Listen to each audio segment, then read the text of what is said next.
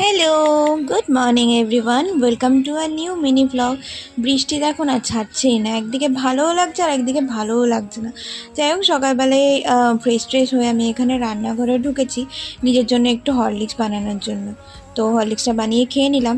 আর আজকে সারাদিনটা কি হয়েছে জানো? আজকে সারাদিনটা শুধুমাত্র আমার পার্সেল ওপেনিং করতে করতেই কেটে গেছে। সারাদিন পার্সেল এসেই গেছে আর আমি ওপেন করেই গেছি।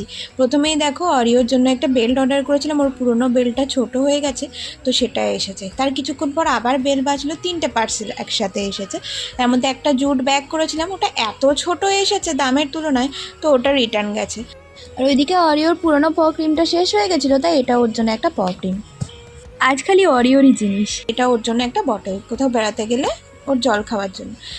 তারপর আমি রান্নাঘরে ঢুকেছি, আবার কিছুক্ষণ পর বেল বাজে, আবার একটা পার্সেল এসছে। এই কতগুলো প্লেট অর্ডার করেছিলাম সেটাই।